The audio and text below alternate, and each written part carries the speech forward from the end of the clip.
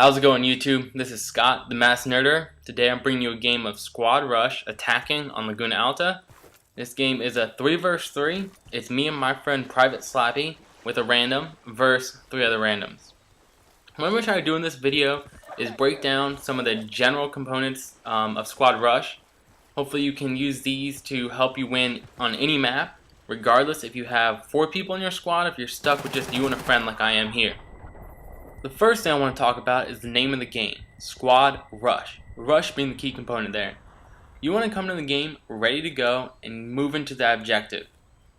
And this is going to catch your enemies off guard 9 times out of 10, as I did with my first kill. He was running to get set in place, I had my gun out, I was ready to go, and I picked off that first kill. Our random does go in a little too quick, and we'll sort of touch on that in a minute, how I think it should be done. Right now let's discuss what I'm doing. I just see that both of my teammates got killed. So instead of running around trying to get revenge kills or anything, I decided I'm going to play it safe and hide in this corner, give my teammates a mobile spawn. And it's going to let us get back into the action much quicker than if we kicked back at our deployment. So, get a kill here, and now I'm thinking the guy who disarmed is probably on the staircase. I know Slappy's got my back, so I move over there. Fortunately, we both get outplayed, and that guy was at the window, picked me off, and did get the kill on Slappy. So now we are pushed back to the deployment, which is not what we wanted to happen, but it's okay because the other team's still probably a little uneasy. We all spawned back in on them there. They're probably checking around that house, checking around Alpha Crate, looking for us. So we have a few seconds to hopefully rush in there and still catch them off guard. So right now I'm trying to go up what is probably my favorite path, which is going on the water side of the barn. I see my random is going that way, so I do change paths. It's because I'm a big advocate of not letting the other team get double kills on me. So you never want to run too close to the other people on your team. It is a good tactic if you have a medic on your squad though. Maybe keep him a few steps behind the assault. The assault goes down, the medic will probably see where the bullets come from, can pick off that other guy, can get the revive, and you can both keep moving on with your day. Right now, Slappy's having some sort of issues. I don't actually remember what was going on. So he's back there. I'm trying to just get in position for whenever the action starts again.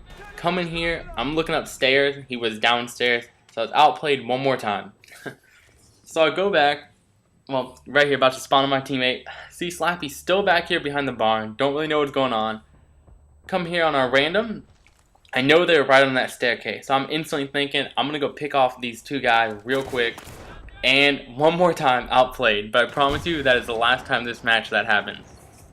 But now I want to go back to a point I made earlier in the game, about our random charging the crate too quick. I want you to rush into the game, but I don't want you to rush to get that arm on the objective.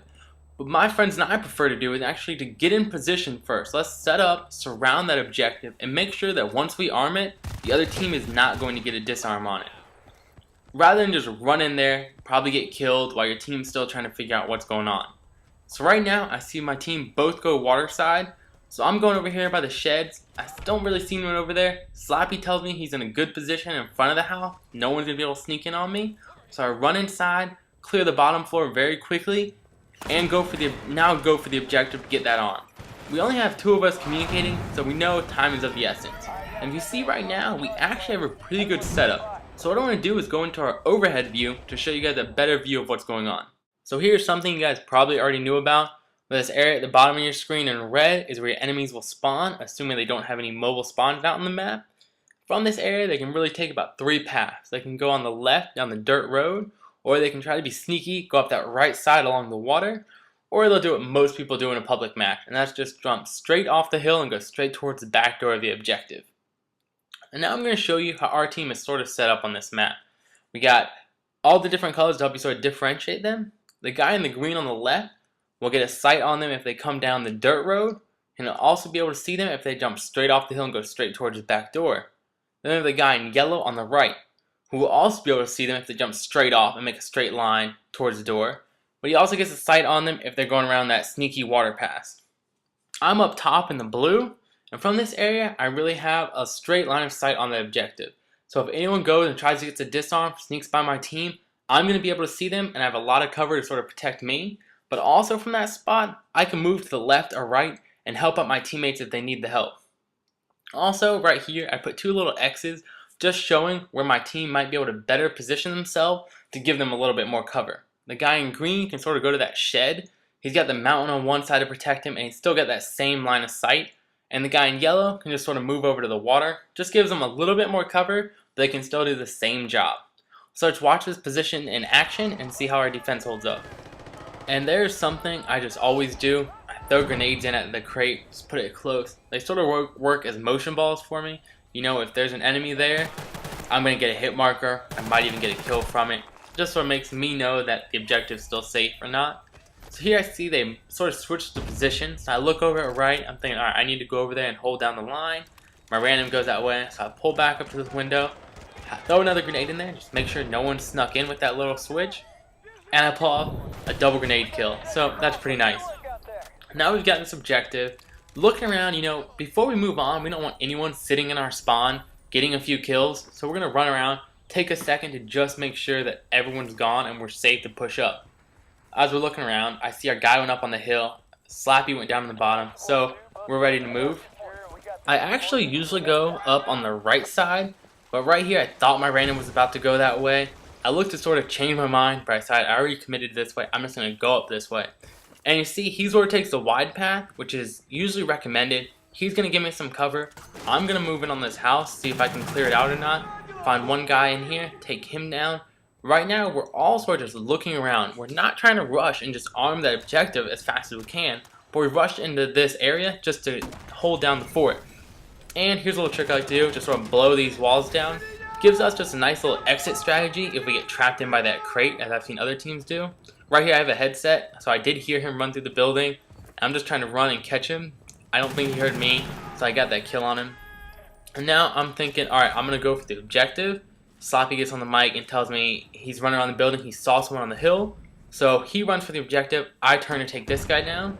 And then we're going to put up in another setup here. And I'm just going to pull out and let you guys see this setup and let you know where we're at. Here you can see there are two possible spawn points. They can spawn at the bottom of the screen, and they have about two paths they can take, you know, through the road, or they can just lob down that hill. And up top you can see they can spawn up there, which they do have a heavy MG directed where the arrow is. That's something to pay attention to. Here is not exactly how we're set up, but it is a good way to set up. And the yellow there at the bottom is if you have a fourth member, maybe put him up there. But the guy up top, watch anyone on the heavy MG or anyone jumping down from that area. Then we put two guys around the objective just so they're close enough they can defend it. And from that direction, you can see both spawn points, and you're also offered a little bit of cover from the house or a rock. So let's flip back into the action and see how this setup works out for us. Right now you can see I'm just patrolling the backside of this house. Like I said, I can see both of those spawn points as they come running down. My team is both on the right, as I see right there.